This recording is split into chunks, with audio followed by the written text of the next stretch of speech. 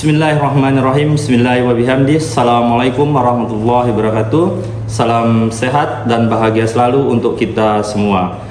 Perkenalkan, saya Darmanto. Saya mengajar di program studi Ilmu Administrasi Negara, Fakultas Ilmu Sosial dan Ilmu Politik Universitas Samawa. Pada kesempatan ini saya akan menyampaikan pernyataan diri dosen dalam unjuk kerja Tridharma Perguruan Tinggi pada bidang pengajaran. Di program studi Ilmu Administrasi Negara, saya mengampu mata kuliah Bahasa Inggris yang sesuai dengan bidang keilmuan saya. Selain itu, saya juga mengampu beberapa mata kuliah seperti aplikasi komputer, internship, dan seminar administrasi negara.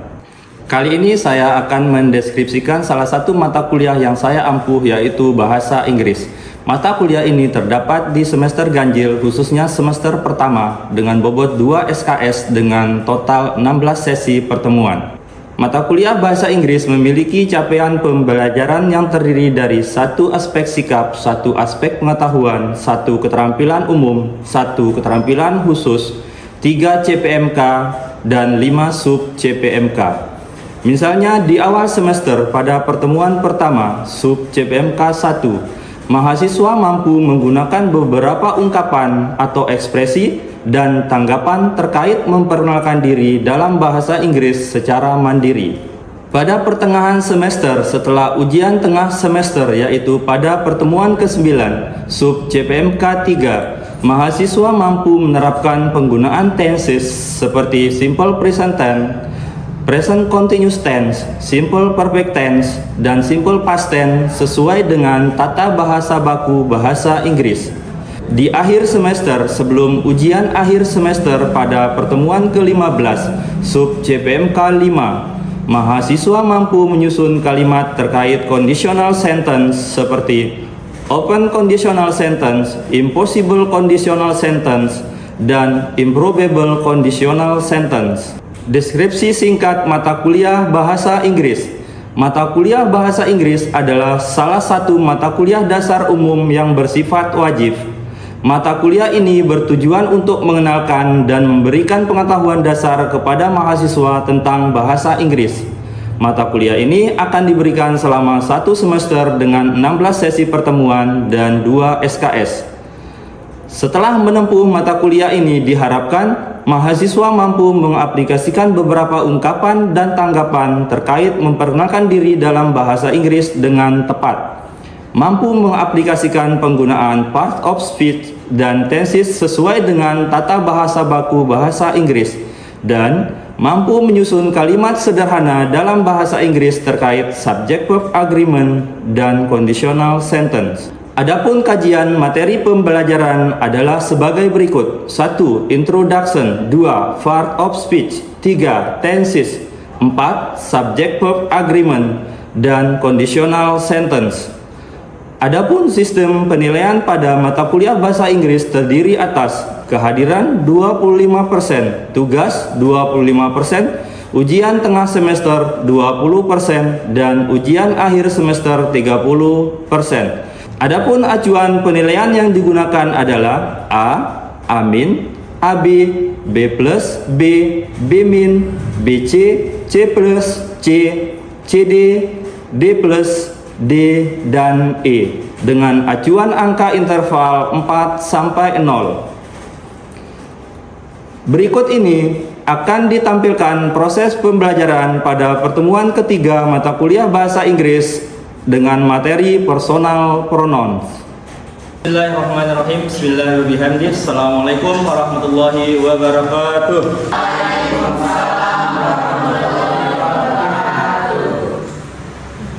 Salam sehat dan bahagia selalu untuk kita semua. Welcome to our class, that is English class. How are you this morning? I'm fine. Before starting our class, let's pray together. May Allah Subhanahu wa Ta'ala always bless us. Pray, start.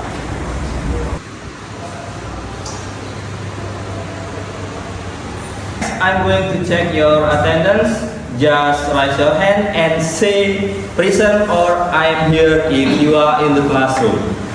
Astiani? I'm here. Azizatul Akila. Present. Dian Fitriani. Absent. Dini Febrianti. Present. Cinta Savitri. Present. Galih. Present. Dia Nabiza. Present. Johan Alfitri. Present. Rambu Sumbawati. Absent. Rangga Adika. Absent. Satria Yudayana. Present. Hidia Aldila. Present. Olivia Yohanda. Present. Anggun Maulani Bahtiar. Okay, thank you very much. There are 4 students of our class today. Are you ready for studying? Yes, we are. Okay, everybody. The next, I would like telling you about the learning objectives related to our today's topic. As you see on the slide, there are 3 learning objectives related to personal pronouns. The first objective is understanding the concept related to types of personal pronouns. The next, understanding the concept related to functions of personal pronouns. And the last one, using personal pronouns properly in written and spoken. Baik, untuk tujuan pembelajaran hari ini terkait personal pronouns, ada 3 tujuan pembelajaran yang diharapkan dapat dicapai pada akhir proses pembelajaran. Tujuan pembelajaran yang pertama, understanding the concept related to types of personal pronouns. Jadi, di akhir pembelajaran, mahasiswa diharapkan dapat memahami beberapa jenis dari personal pronouns. Yang kedua, understanding the concept related to function of personal pronouns. Yang kedua, tujuan pembelajaran yang kedua adalah mahasiswa diharapkan mampu menguasai dan memahami beberapa fungsi dari personal pronouns. Yang ketiga atau yang terakhir, using personal pronouns properly in written and spoken. Dan tujuan pembelajaran yang ketiga adalah mahasiswa diharapkan mampu menggunakan personal pronouns secara tepat baik di dalam bahasa tulisan maupun bahasa lisan. Last week we have studied or we have learned about nouns. Can you mention some example of noun? Yes, please, Akila. One of the example of noun is bank. Okay, that's a good answer. The next is Vidya. One example of noun is book. The last one is Satria Yudayana. One of the example of noun is government. Okay, thank you very much for your excellent responses. Well, noun is a simple word that used to represent a person, place, and thing. In bahasa Indonesia, noun is kata benda. Okay. Before discussing deeply related to personal pronouns, please pay attention to these 2 examples. The first example is her loves I so much. And the second example is Alpha goes to Mataram. Alpha visits Senggigi Beach. Okay, everybody, what do you think about these 2 examples? Yes, please, Gia. Yang pertama salah, Pak. Next, Anggun, what do you think about the second? Yang kedua benar, Pak. Okay, thank you very much for your response. In the first sentence, there are misplacing of personal pronouns. Meanwhile, in the second example, there is a repetition of the subject's names. Everybody, please pay attention to a short description related to personal pronouns.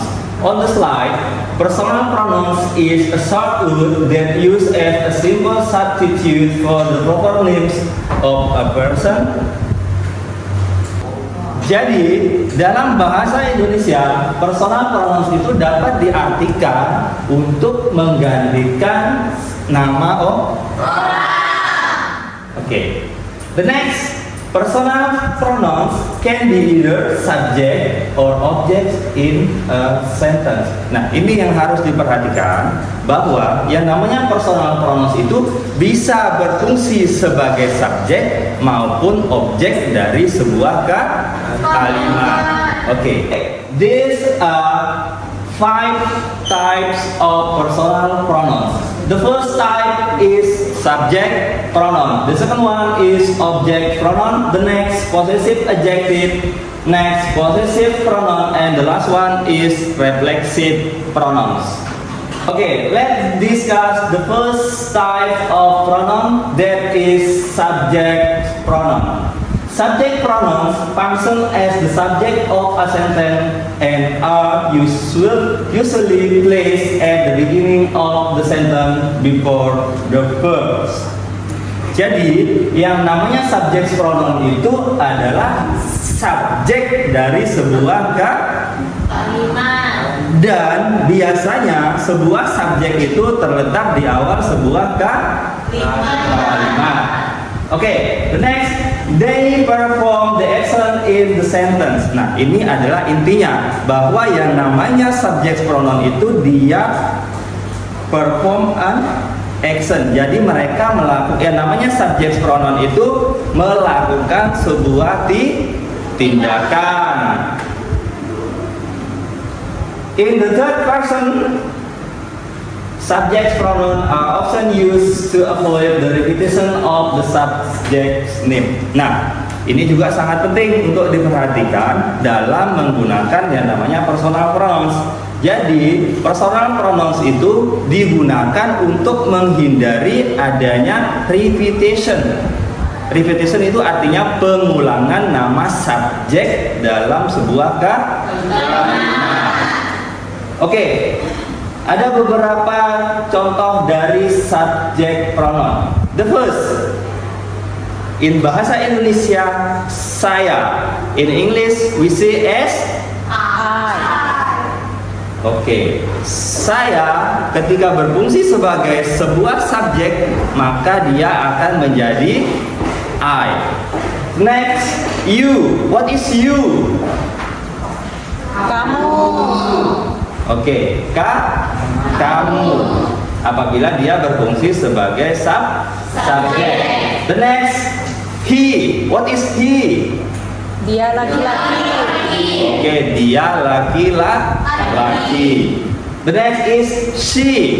Dia perempuan. Oke, jadi dalam bahasa Inggris itu dia laki-laki dan dia perempuan itu sangat jelas pronounsnya. Beda dengan bahasa Indonesia. Dia laki-laki dan dia perempuan. Itu sama kalau dalam konteks bahasa Indonesia. The next is it. What is it? It itu adalah kata ganti benda. Bisa untuk binatang dan bisa juga untuk living or non-living things. Jadi kita juga termasuk kategori benda.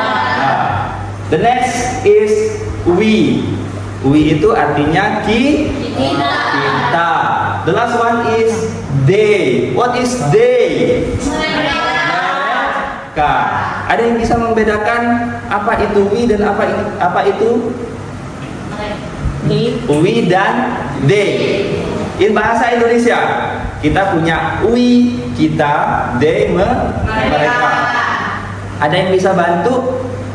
Apa bedanya antara kita dan mereka? Raise your hand.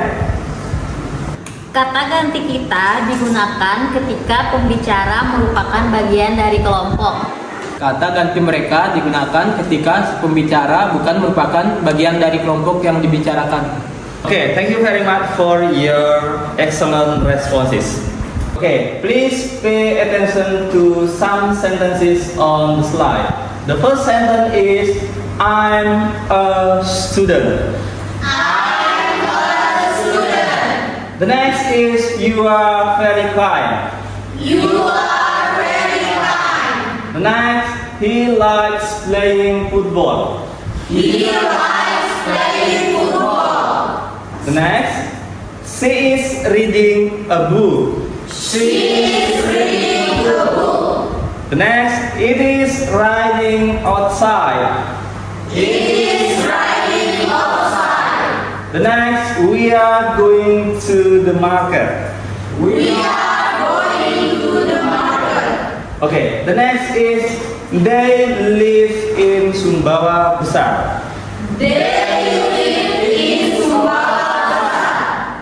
everybody, the next type of personal pronouns is object pronouns. Object pronouns are used to replace noun that are the object of a sentence. Jadi, yang namanya object pronouns itu adalah kata ganti yang digunakan untuk menggantikan sebuah objek dalam sebuah kalimat. Dan biasanya yang namanya objek itu terletak di belakang kata kerja atau predikat dari sebuah kalimat. Object pronouns usually place after verb or preposition. Nah, itu seperti yang sudah saya sampaikan tadi, bahwa yang namanya objek itu diletakkan di akhir dari sebuah kalimat.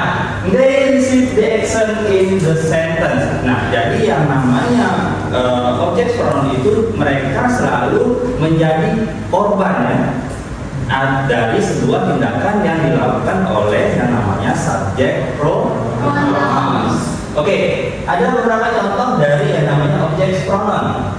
Yang pertama ada me. Ketika kita ingin mengatakan apakah kamu mencintaiku, we don't say do you love I, but we have to say do you love me. You itu punya bentuk yang sama, baik dan ketika dia berfungsi sebagai subjek pronoun maupun sebagai objek pronoun. Selanjutnya him. Him itu adalah bentuk objek pronoun dari subjek he. Selanjutnya her itu adalah bentuk objek pronoun dari she.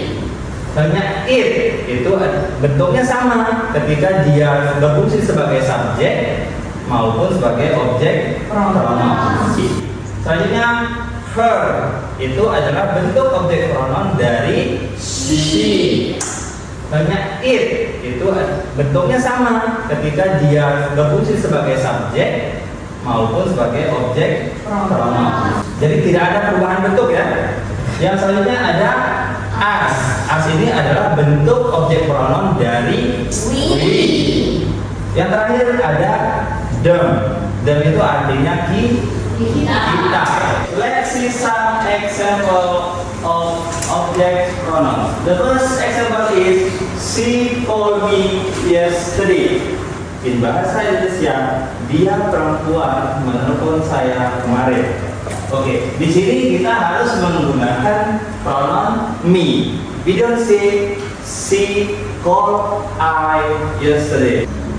Object pronouns usually place after verb or preposition. Nah, itu seperti yang sudah saya sampaikan tadi, bahwa yang namanya objek itu diletakkan di akhir dari sebuah kalimat. They receive the action in the sentence. Nah, jadi yang namanya objek pronoun itu mereka selalu menjadi korban dari sebuah tindakan yang dilakukan oleh yang namanya subject pronouns. Oke, ada beberapa contoh dari yang namanya object pronoun. Yang pertama ada me. Ketika kita ingin mengatakan apakah kamu mencintaiku, we don't say do you love I, but we have to say do you love me. You itu punya bentuk yang sama, baik dan ketika dia berfungsi sebagai subjek pronoun maupun sebagai objek pronoun. Selanjutnya him. Him itu adalah bentuk objek pronoun dari subjek he. Selanjutnya her itu adalah bentuk objek pronoun dari she.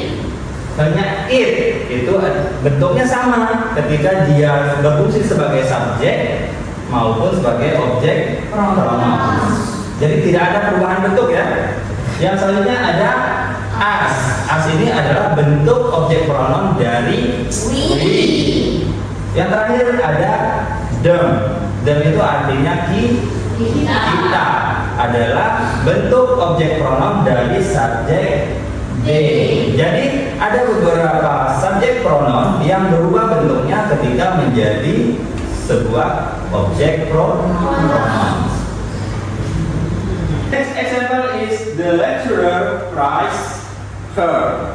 Artinya dosen itu memuji dia perempuan. We don't say the lecturer praised she. The next, please bring it here. Nah, tolong bawa barang itu ke sini. Bentuknya sama, baik sebagai subjek maupun objek. The next, they invited us to attend their party. Nah, di sini itu kita sebagai objek. We don't say they invited we, but we have to say they invited us. The last example is I know them very well. We don't say I know they very well. Get my point? Yes. Okay, thank you. Okay, everybody, we have discussed 4 types of pronoun. Now, let's do some exercise in a group. Okay, let's make a group. We can create 3 group, please. Okay, everybody, I will give you 5 minutes for discussing the exercise 1 with your partner.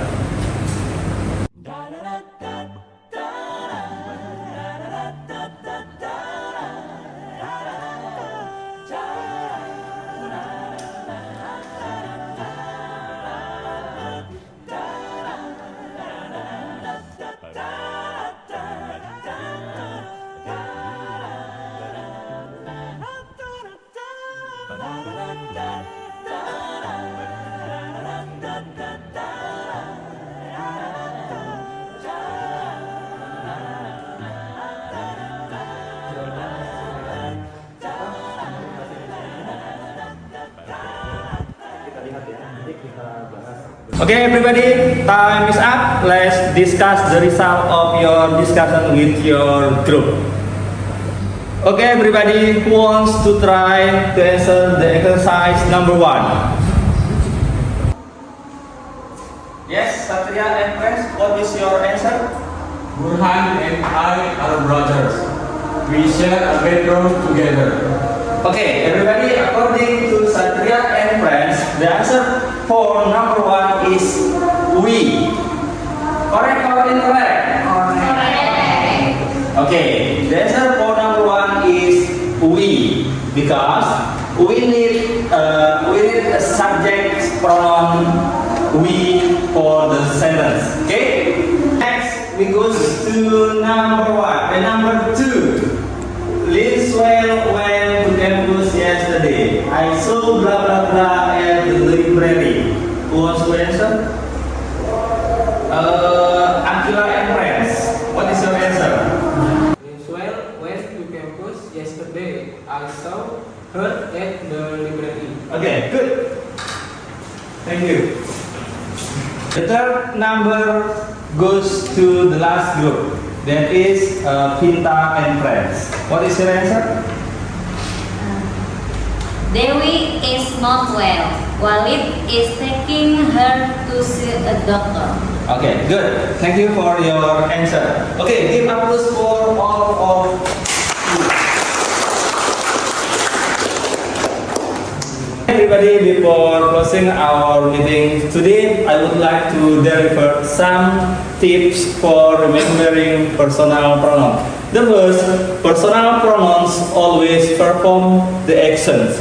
The second one, object pronoun always receive an action. The next, possessive adjective always needs a noun after them. And the last one, possessive pronouns stand alone without nouns. Everybody, next week we are going to discuss one type of personal pronoun that is reflexive pronoun. Well, everybody, that's all for today. Thanks for your attention. See you next week. Billahi taufiq wal hidayah. Assalamualaikum warahmatullahi wabarakatuh.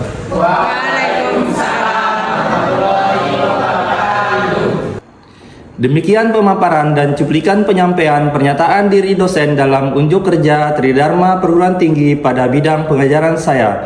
Sampai jumpa pada video berikutnya, tentunya dengan materi pembelajaran yang lebih menarik. Terima kasih. Wassalamualaikum warahmatullahi wabarakatuh.